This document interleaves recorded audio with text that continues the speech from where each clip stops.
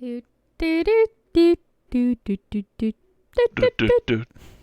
do do do do do do do do do do do Do, do, do. Do, do, do. Ba-da. I'm recording. Okay. That has to go in as a blooper. It's definitely gonna go in at the very beginning.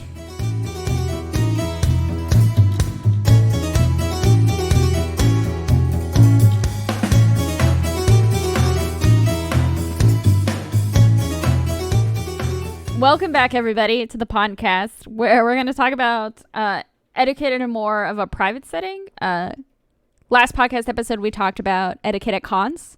And now I think we're going to talk about more etiquette in your friend group.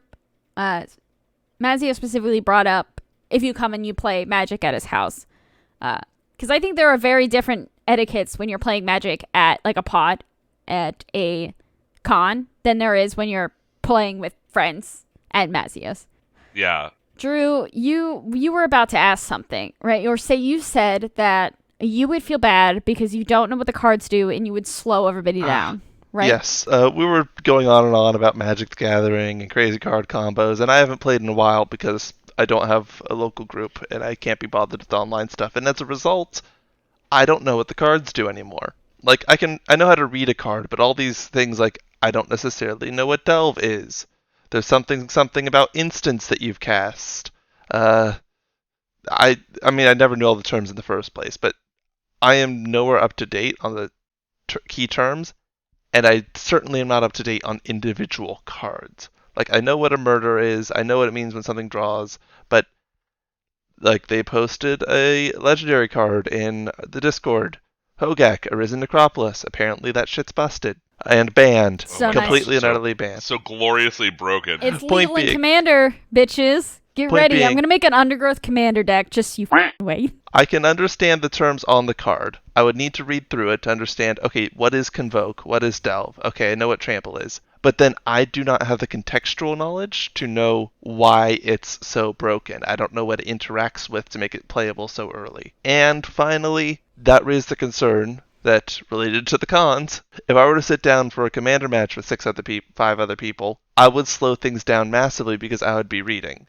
And I don't feel comfortable doing that to people in a game where literally every deck is composed of no duplicate cards. Well, first things first. The game I was telling you about is a game at my place that's a good time commander deck, which means you're allowed 10 proxies and 10 silver bordered cards in your deck. Do you know what proxies are, Drew? I know what proxies are, but you lost me at the silver. Okay. So the unsets, unsanctioned, unhinged, they're The not joke legal. The cards. joke ones? Okay. Yeah. Oh. But the idea here is that, like, you would have probably 10 to 15 minutes minimum between your turns to read the cards in your hand. Because at 6 players, the whole point of that is not to win. The point is to go, relax, Eat some nachos. have a good time, Drink Dump- whatever get you a want. chicken finger, Yeah. wander out of the room and come back to discover you've lost 10 life somehow. You're not quite sure what happened. The fuck is this? And you don't even ask because it doesn't make a difference. But, like, this is the game that I want to run at the house because my friends come from a wide variety of walks of life. They don't generally know what they're doing all the time with Magic. I definitely And don't. some of my other friends are GP players. Yeah. And Drew, if you, to make you feel better, when I played at Mazio's last time, I was completely wrong about something that happened. And someone who knows significantly more Magic than me they're correct, but I didn't think he was. So instead of arguing about it, he just let me have it. I just want to say, I'm sorry, person, you know who you are. But it wasn't... hold on. Let me tell Jared that you formally apologized in episode 22. He can hear it in a month. You can hear it in a month. But yeah, because like I think that was like bad etiquette at the table for me because Jared knows more than me. That's just a fact. He does because he plays a lot of Magic and he plays in tourneys and like not just shit show tourneys. No, he's a legit Yeah. Tournament level player of Magic. He's a legit player, Yeah. yeah. Wow. So I think that was out of line for me to do, which is why I'm talking about this now. Also, I think what made it out of line is that the Commander games that happen at Mazio's are, like he said, much more relaxed. I am typically a competitive person. That argument shouldn't have happened. It should have been like Jared being like, I think the card does this, and me being like, sure. But instead, there was like a small debate that happened. Would happen at the table in like a pod or a tournament, someone would just yell judge really loudly. And put their hand up. Yeah, put your hand up. But like that's not what happens at Mazio's house. I just wanted to say that. Make you feel better, Drew. Thank you. Also tie into etiquette at the table and that I'm sorry to Jared. I will make sure I tell him you apologized. I feel like I've apologized in previous episodes. Yeah, but this is a formal one. But I'm literally going to type him a message right now. Okay. Go ahead, Drew. Yeah, I think there's different tables. Like I mentioned at the end of last episode, my like immediate family, I don't know that there is set etiquette beyond like our day-to-day family etiquette. And so as a result, you end up with a lot of people who may or may not be interested, things go wrong, different people get sort of bored, and sometimes people leave the table. That doesn't usually happen in most other board games I've seen, where unless there's like, oh, something came up, you don't often see people leaving the table. But, I mean, as I said, I don't have a dedicated group necessarily. I'll occasionally play games with friends like Boss Monster and other smaller size things. I don't get to have the big games very often. I don't know where I'm going with this. I have one other context, but I'm just sort of curious what you guys think, because my understanding is largely you sit down, you play, and you follow through, and maybe you continue playing, but oftentimes the dosage is limited to like 1-2 board games. Mazio, he mentioned that like 2 episodes ago, where he was like, he can gauge how much he's going to have your attention for with board games. He won't pick a board game that is like well over your attention span limit. Yeah, I mean, there's an art to like looking at somebody and being like, I think you'll enjoy this, and like this is on what end of the spectrum I think you can handle tonight. Hosting board games. Hosting, or just even like staring at a game at a con and like, should we sit or not? Mm-hmm. And like you look at it and you're like, I can see from where I'm standing based on the components and the number of players and the size of the box and the person who, you know, is teaching it and how tired they look or not, how bad this is going to be. Let me ask, you're usually Also, the elevator pitch is usually very telling. Yep. Let me ask. That's con stuff again.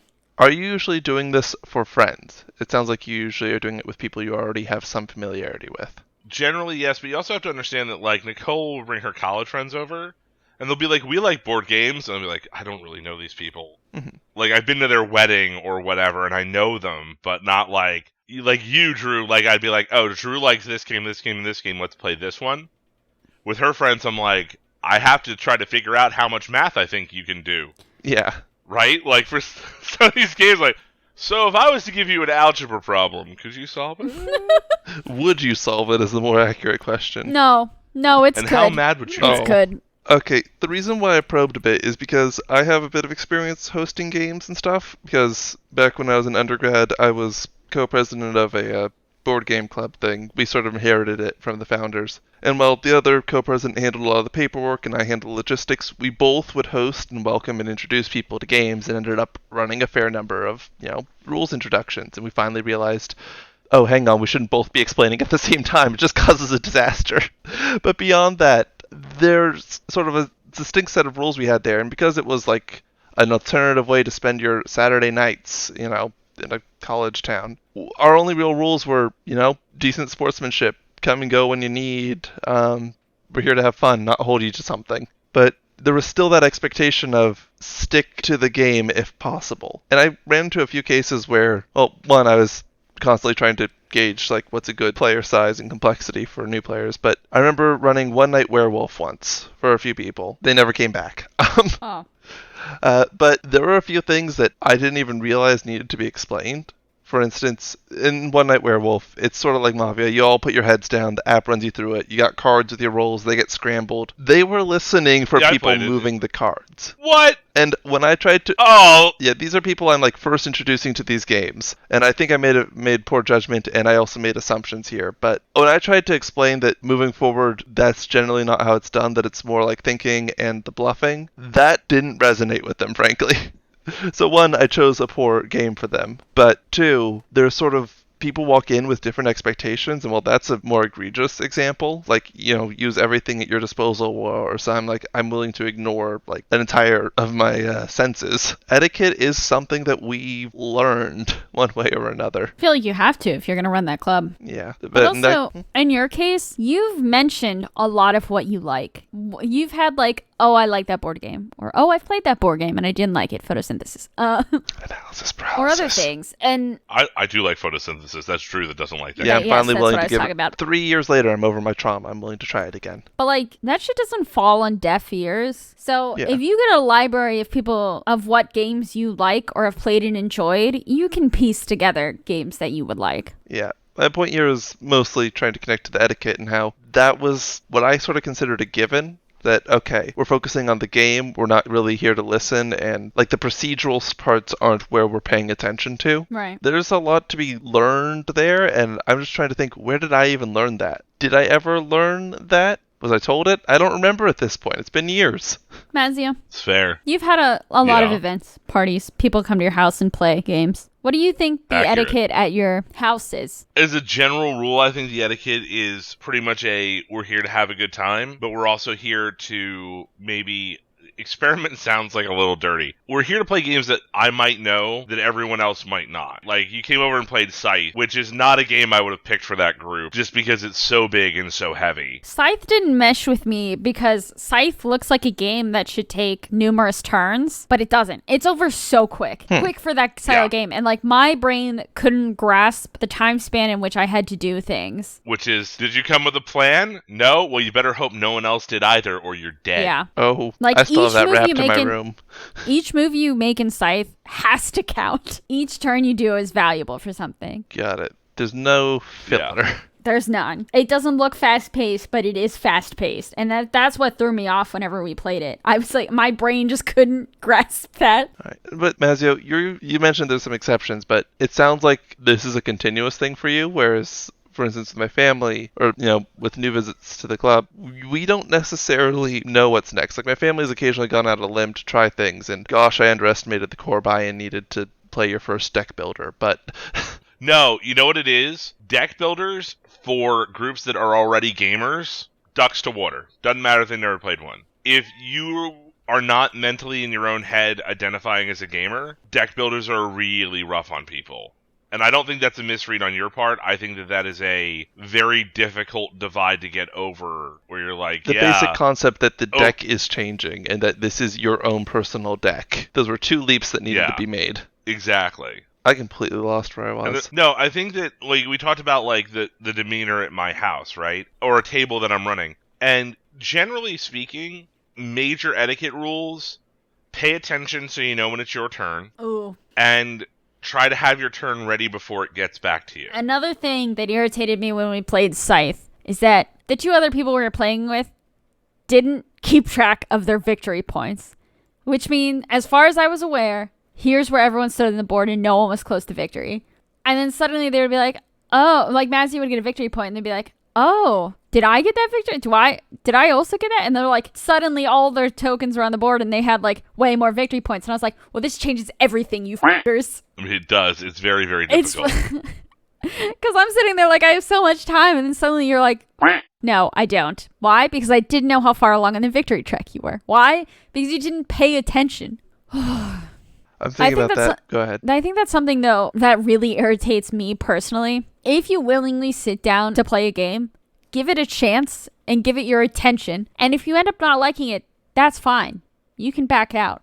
But give it your full attention to learn it and play it correctly. I also think there's something to be said for understanding that you probably need to play the game to completion, even if you are not currently having the best time to really get all of a game. Because some games just have phases you don't like, or there's like a mechanic that doesn't really mesh well, and 7 or 8 turns in, you're like, oh, actually, yeah, that makes a ton of sense, and this game wouldn't work at all without it. Yeah, that reminds me of two things. One, photosynthesis, where I think we did eventually manage to finish that, or we managed to run out of time. One of the two. But I stuck with it, even with all my analysis paralysis. And two, my first time playing Seven Wonders, where I did not know that you did not get any more resources until the end, and I still managed a 3rd place out of like 5 people. But I was suddenly like scrambling, like, okay, this makes a lot more sense now, and I understand the game significantly better now that I know that I'm facing a resource shortage and depending entirely on prerequisites. Yeah. Yeah, I agree. The buy-in, completely like follow through, and paying attention, which I've been guilty of not doing that on occasion in Dungeons and Dragons. I think that's when people are doing their own story bits. But yeah, but I think that's different etiquette. I mean, and DM dependent, True. and depending on your system. Most of the time, my players are constantly engaged because the system that I run doesn't have a turn order. So right, so they can jump in wherever. They can jump in at provided any they're not- time if they want to say something, if they want to act on something, even mid combat. So if someone steps up and tries to do something more than once, more than twice, whatever, people will be like, oh, I want to help out. Or maybe I can launch you into the air and get you farther. And they're more engaged instead of, yep, it's their turn, only they can do stuff. That does suck about D&D. Yeah, well, so I like D&D for a few reasons. I think it's just not, I don't like DMing it as much as I like DMing these. And I also would have to play with a group that doesn't sit at the effing table looking up wizard spells for 10 minutes on your turn. You're prepared for your turn, or you Okay. are skipping your turn. Yeah, no, I usually don't have that wizard player here. Occasionally I take 2 minutes, but at that point I'm like, I haven't known what to do. I guess anything will do at this point. Yeah. Speaking as a guy who plays a lot of wizards and sorcerers, the only time you should have to look up a spell is if you go, I'm going to do this, and somebody leans over and goes, you can't. That's illegal for some reason. You're like, I need a moment. And then what you should say is, I hold action for pending this. But then you still need to know what spell you're going to cast, I guess. So, not so helpful, right? Point being, we're all in agreement. Pay a frickin' attention to the game you're playing. Please. Like, sure, there's occasional exceptions, like Jenga. Drunk Jenga. I don't think we're really talking about Jenga here. No. And also, this is drastically different from what we were talking about with the casual commander games Mazio runs. Because Mazio's like, you can wander away from the table. You can go grab food. You can chill. Yeah, Just be there for your turn. I think, too, though, if everyone's wandering away from a table, then you know you should hold the game. Yeah.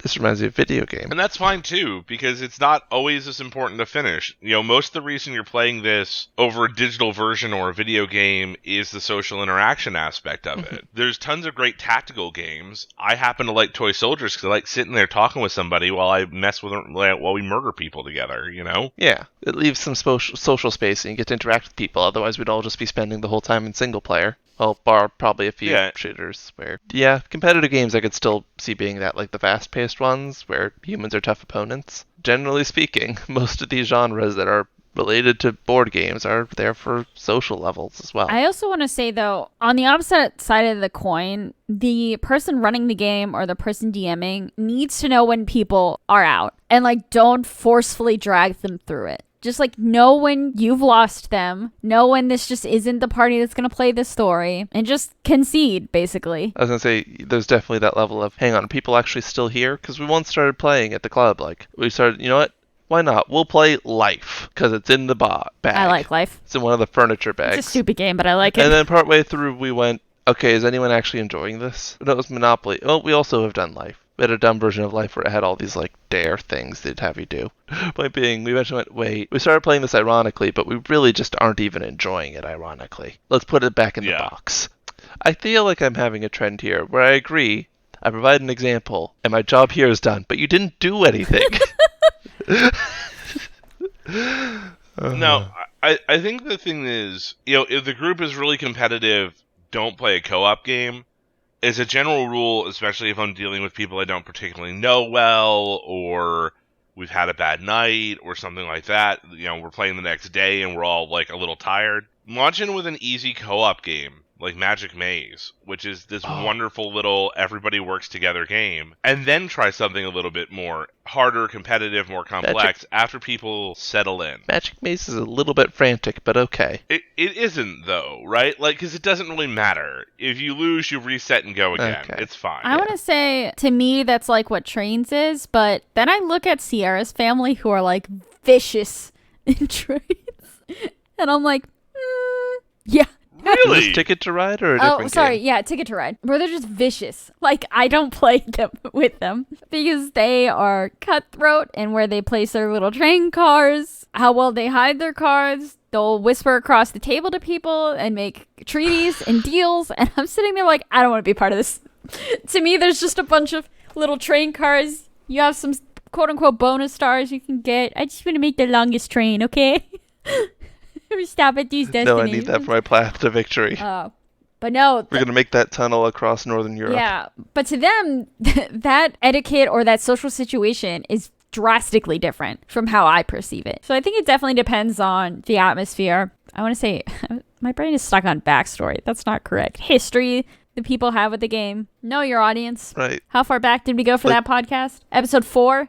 Hey, audience expectations? Yeah. The only reason I know it was episode 4 is because I have the Google Drive open. I'd say, like, you reached way, way back. Yeah. You were like, I was only going to look at last episode, but geez, all right. On the 4th episode, we talked about audience expectations, and I think that still holds here in a different light. Because when we talked about it in that podcast, it was about marketing and how are you going to set your audience's expectation for video games. But I think how it applies here is that what Mazio has been saying, etc., is that you need to know the people you're playing with. You need to know whether or not these people will play well with each other. You need to know whether or not this game can support them and they will be entertained. You have to know the audience you're working with. And I've seen that the cousin to board games D&D.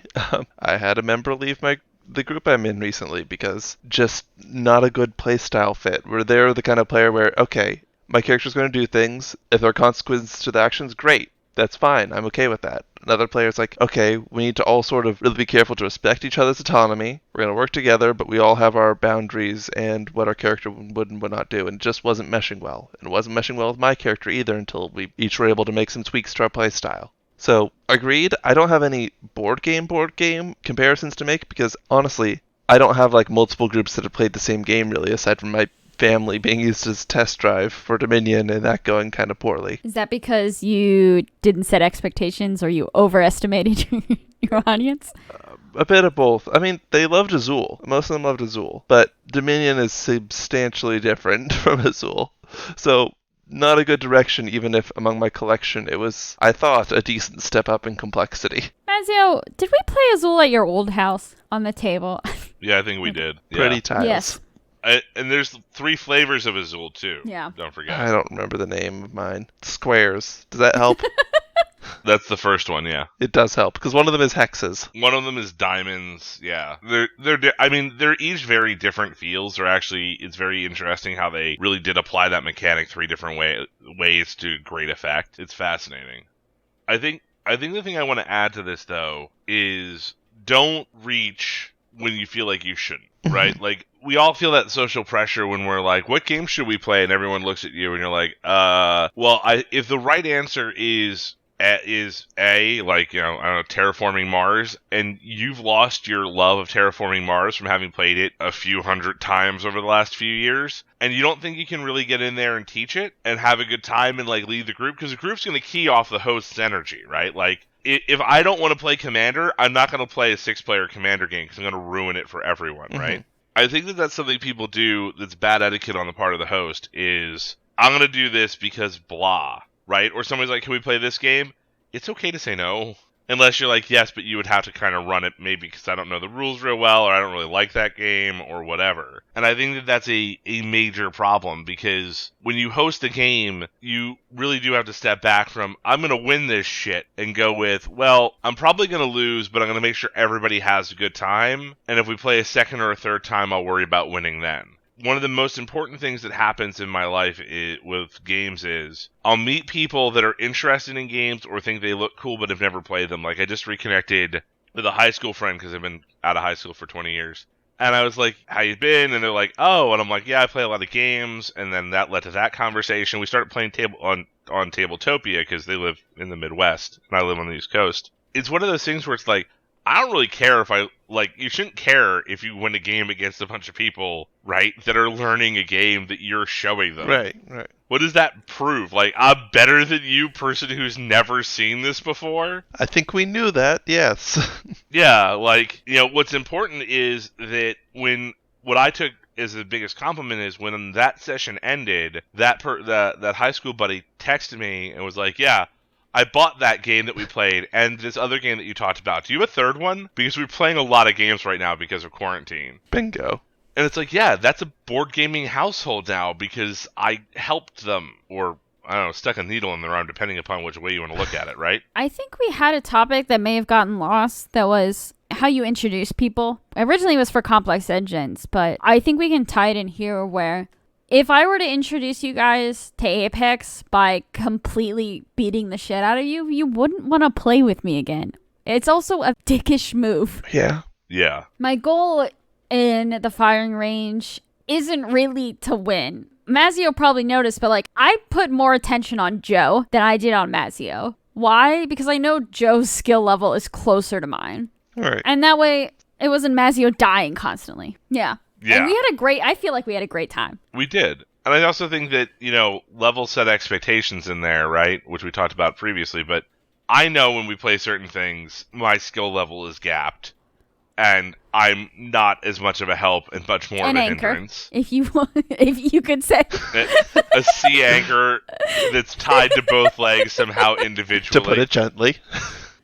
But then it's one of those like, yeah, but then you come onto my turf and I'm like, okay, I'm going to help you out because otherwise I'm just going to sit here and obliterate you. Because I remember when Armada's coming back kind of in a big way right now, but when I was playing Armada, well, I haven't talked to this person in a while, but they were like, hey, I want to learn Armada, and they came in with their fleet. I'm like, cool, I'll bring you a fleet. They're like, no, I got a fleet. And I'm like, oh, that's always a bad start, but okay. And they brought me this fleet, and they put it on the table. I'm like, that's a high skill cap thing you've got there. They're like, this is what I want to run.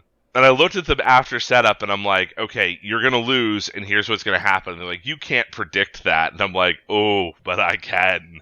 And they lost horribly, almost exactly word for word as I said. And they're like, well, why didn't you stop me? And I'm like, I tried. I was like, you have to learn how to, deploy a fleet before you learn how to fly one. In a literal sense, that sentence does not make as much sense. But I understand what you mean. Walking and running, the basics before the advanced. It's possible to lose in setup when you have a lot of setup choices, right? There's a lot of criticism around games like Magic and miniatures wargaming, or even certain board games that have a lot of setup, where people are like, oh, it's terrible that you can lose in setup. And I'm like, well, I mean, it is and it isn't, but you make more choices oftentimes in building the deck or building the list and setting it up and deciding what hand to take than you do in the actual game. And I think that this is an etiquette moment, too, where you need to understand losing feels terrible, and we all get it, but losing with grace is second only to winning with grace, in my opinion. I'm willing to second that, yeah. Never gloat and try to control the salt. But if you have to pick one, we can forgive you a little salt. Yeah. I think that was my problem with my family. As I said, it's fine. The thinly veiled salt. Is there a lot of salt? Is there a lot of salt in that family? Yeah, it's like under the rug, but there's so much of it, it's crunchy. Ooh. Mazio, what game did you try and teach us? It was a Star Wars game, miniature wargaming, at your old house, on the table. There was laser pointers. I don't know which one it was. Okay. Legion. And now that I know Joe better, I would never teach Joe a miniatures wargame. He does not have the attention span for it. Not a hit on Joe. Just fact. And I would never teach you a miniatures wargame that didn't have alternating turn because you learned. Yeah. But, Mazio could have easily, made that horrible for us so quickly. But instead it was him taking it easy on us, and whenever we moved something wrong, he'd be like, Don't do that. He was like, do this. I think you're much better doing this because, and then he would explain it, and that helped you understand the game a little bit more. And then he would let you take the move back and, do the thing he suggested, instead of just letting us suffer as he just steamrolled us.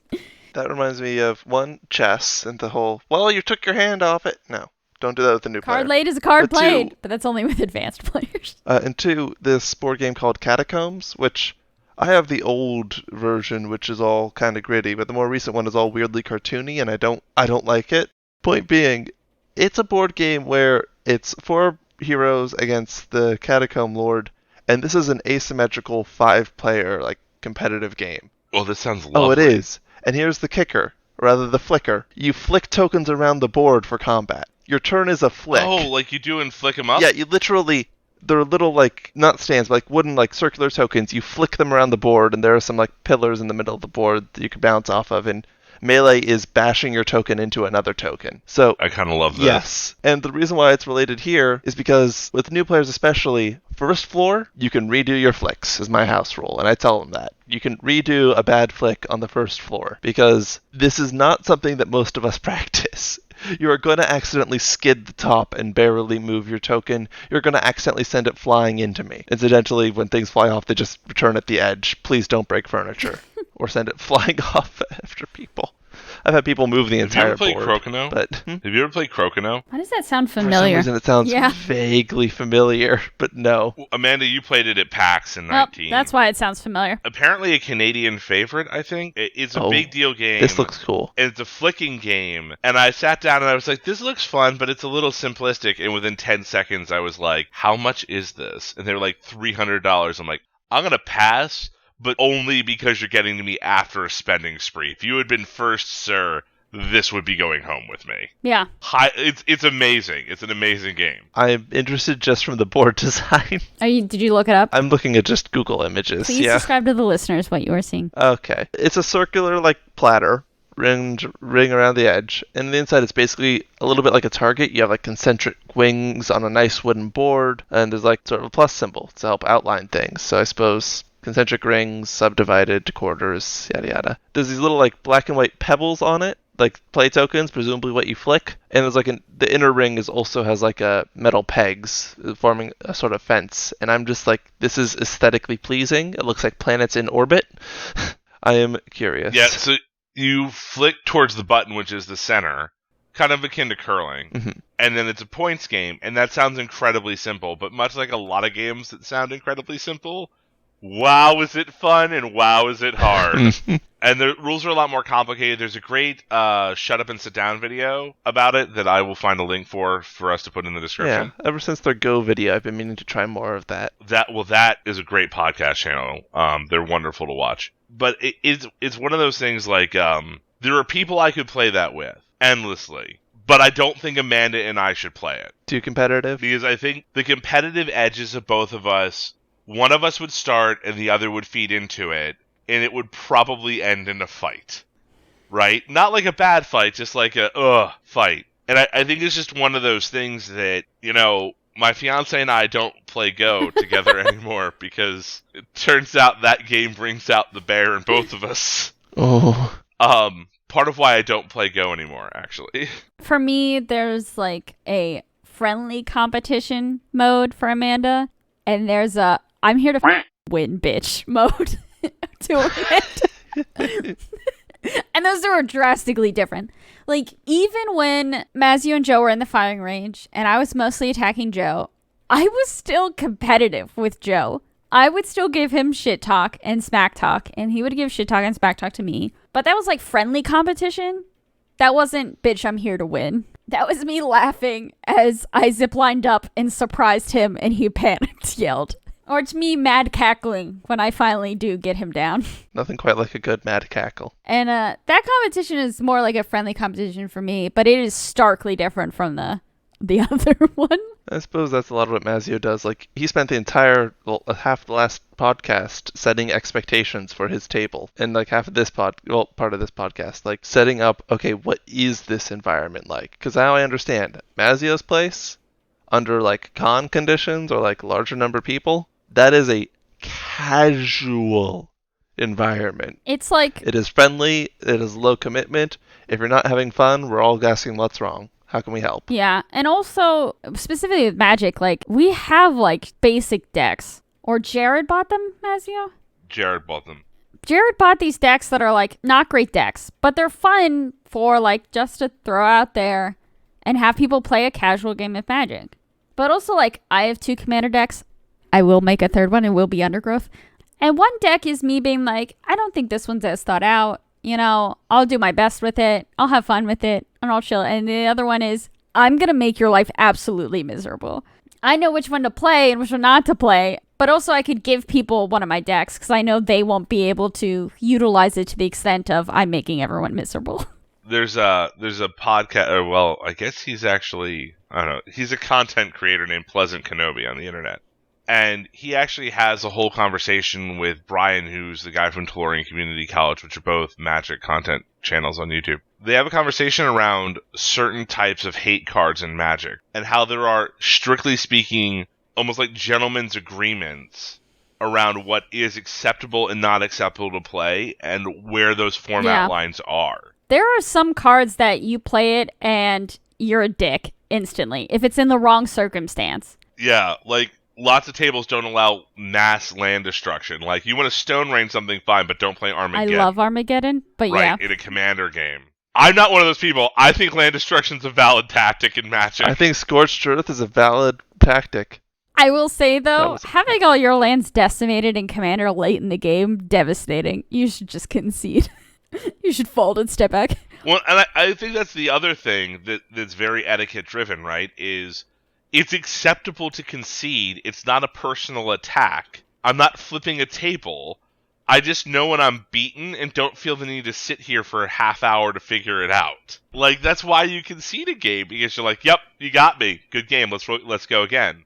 And I think that environment is under the right circumstances, equally as friendly as the I'm not going to concede because I want you to be able to play this out for yourself. There are definitely times when I played Commander against Jared and Mazio, both of which know more Magic than I do and are better than me at it. And there's definitely a point in that game where I was like, I'm not going to win this. I'm going to lose this.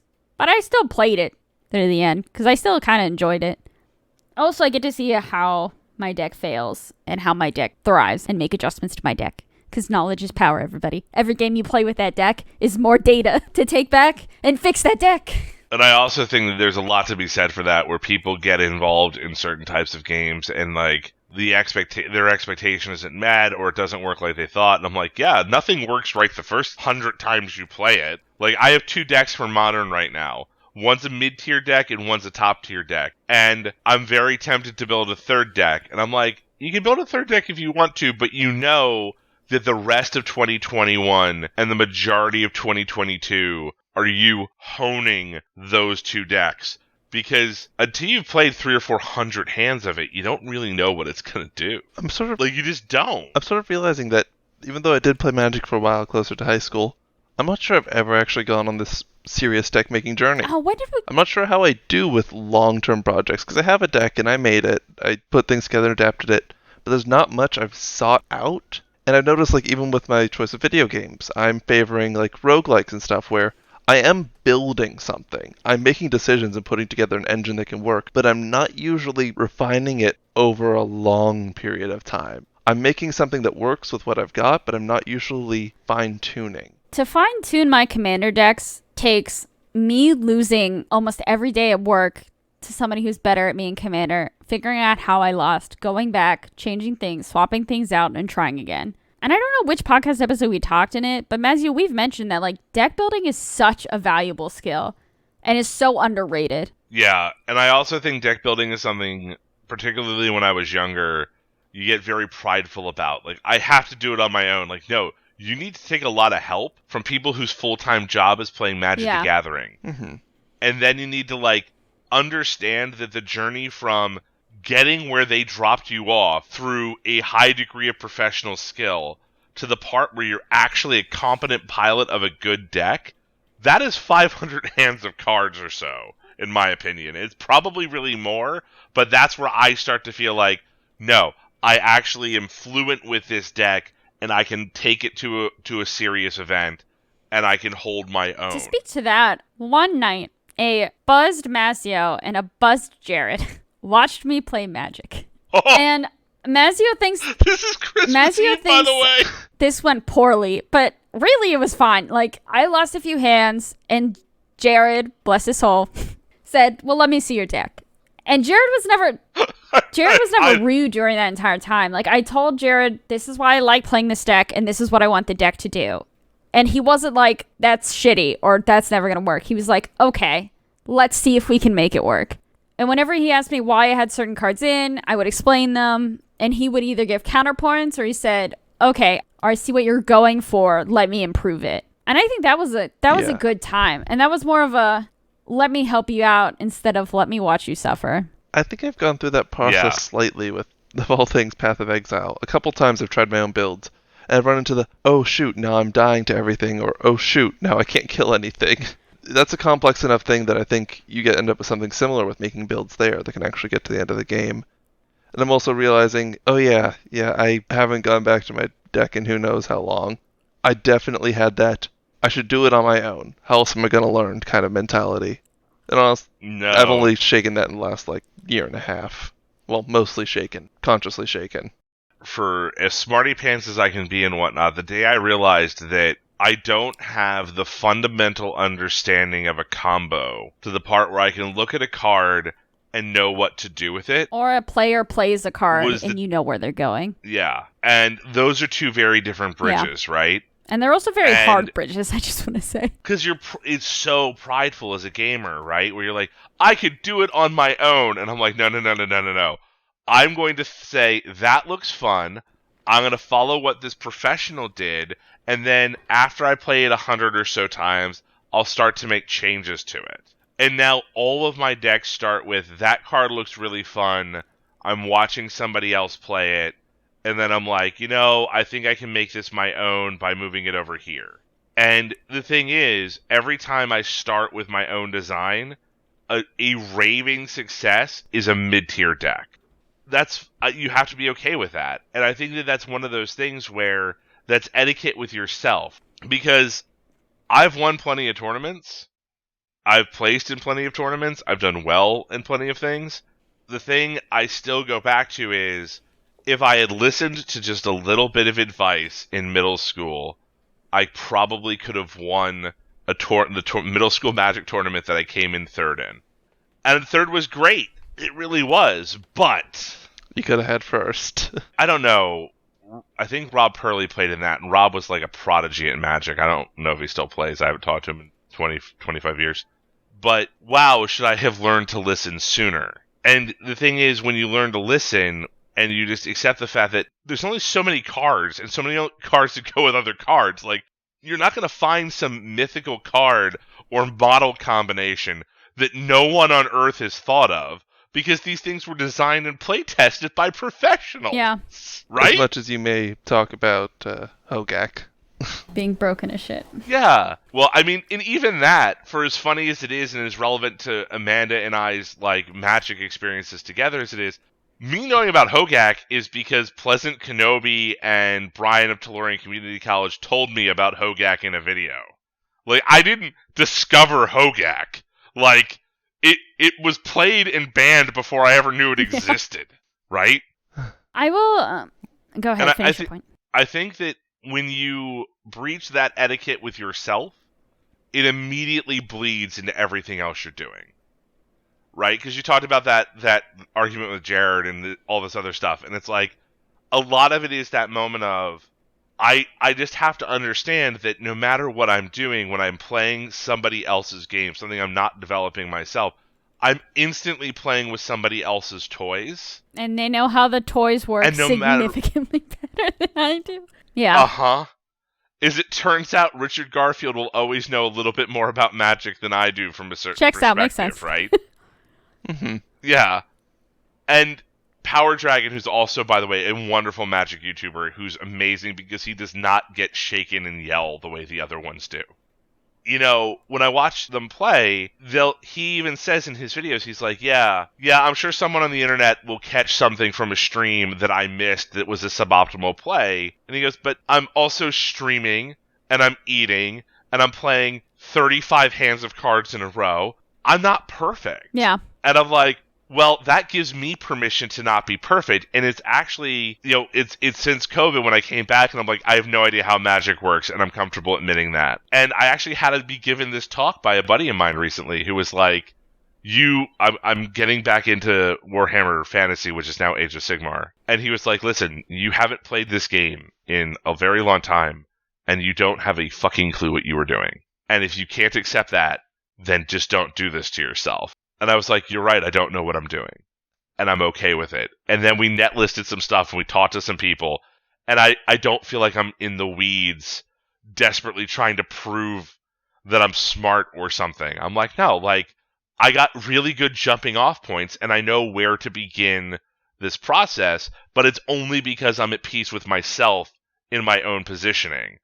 And a lot of toxicity in things like League of Legends streams from Overwatch 2, I just want to say. where, oh my gosh, Overwatch, so much Overwatch I know what is you should just, be doing.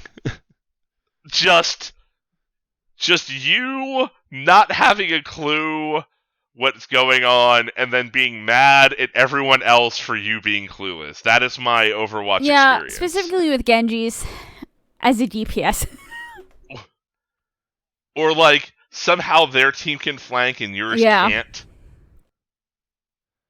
And it's like, yeah, like why? Because flanking isn't for everyone. That's why there's 1,000 DPS characters. Why and aren't 5 you tanks. healing me? Because you dived behind enemy lines and I wouldn't survive getting to you. Because you're behind a wall and 2 enemy shields somehow. I can't get to you. And then they get mad and they're like, my team sucks. It's all my team's fault. And you're like... So I think what we're getting into here is that games are a place where you see a lack of life and social skills, but also potentially a place to develop them. Yes. More, let's go with In my case, yeah. I think they develop on the tabletop significantly more because you have to meet people face to face. Yeah, and you're able to sort of call people in as opposed to trying to call each other out. Yeah. That's a phrase that never probably got explained to me. But the idea being, instead of saying, this is what you're doing wrong, here's how you fix it, but like having an actual conversation. Hey, buddy, heads up, the game has changed. Would you like me to help you get your bearings? Can I help show you like what's shifted? Or in other cases, why not everyone is okay with what you just said for cases of, things that are considered derogatory or hurtful. And people don't always realize why. But calling people in instead of always calling out, like in Overwatch of, why aren't you healing me? You're such a bad healer. No, you're a DPS. Like you guys were calling out there, the anonymous Genji main. Happens all the time. How did you not heal me while I'm across the map behind a wall Behind you can't 2 climb? shields and 2 turrets because they have a Bastion and a Torb. And you went in there trying to deflect just the Bastion. The Torb killed you. Good plan, Genji. Good plan. I remember World of Warcraft because I tried to get into that a couple times over the years, but never did because I was interested in dungeoning and no one was at level whatever I was dungeon. Point being, with randos, there was the marvelous flying monk of a tank who would immediately dive into the next pack, and I'm like, I need to heal you. I need mana. I have cooldowns. He's like, druids can heal while moving. I'm like, no, I can't. I have one regen spell that does that. And I proceeded to spitefully only heal him with that spell for the rest of the dungeon.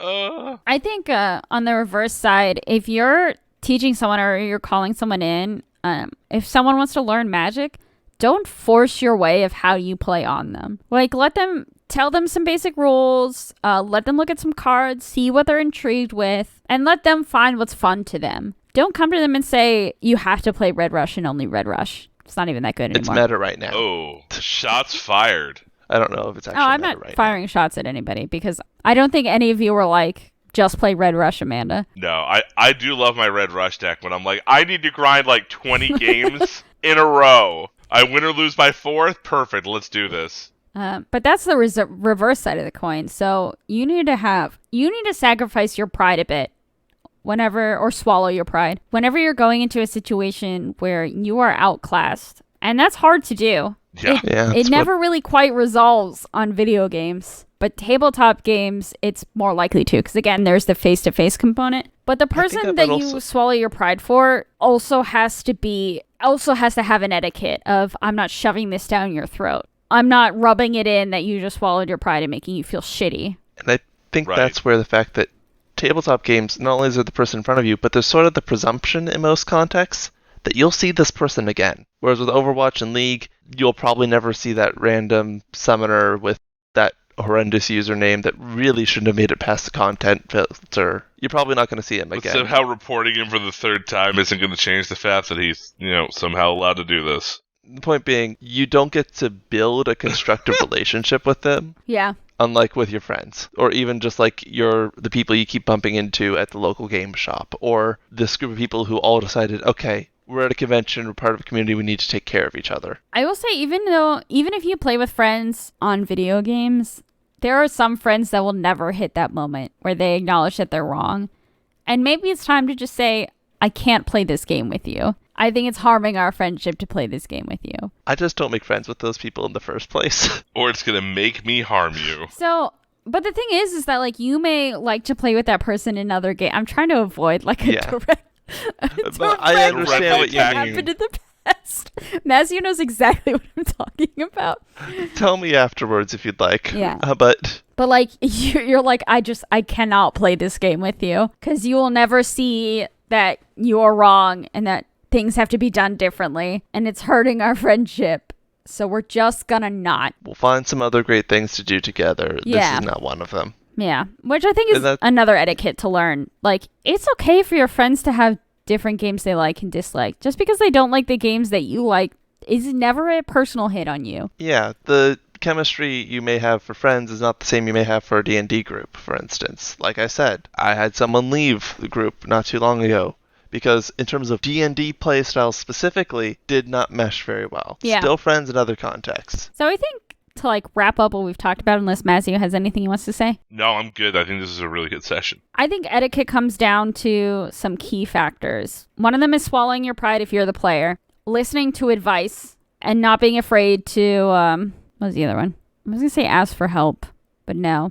Don't be afraid to leave respectfully in situations, but also pay attention to the game, give it a chance. If you leaving is going to stop the game for everyone else, then consider staying in the game. And then at the end say, this wasn't for me, and step away from it. Does that summarize it? And on the flip side, Yeah. if you're the host, consider, okay, I'm bringing in other people. How can I help make sure this is a fun experience for them? What games, what can we choose to try and make sure this meshes well, and how can I support them? Yeah. Because ultimately you're there to be there in the long haul, hopefully, or at the very least have a good, solid chunk of time. You want your friends to come back. You want to keep friends. Yeah, and not leave you saying, I'm never going to play a board game with them again. I mean, I'll throw one last thing in. I had a very serious conversation over the last couple of weeks about my local stores and my involvement with local stores under my present circumstances and, you know, what my life expectations are. Like, we're going to try to adopt children in 2022, for example. I was like, you know, there are people that I've lost contact with that I need to go find because I genuinely miss them. And then there's some perspective I've gained where, man, there are people I just don't need to see anymore because of how toxic they were. And yeah, we shared space in this community. I'll figure out another way out. It's fine. Yeah. Good podcast, everybody. And on that note of slight regret and bitter necessity, have a wonderful day, folks. Or night. Quack, quack.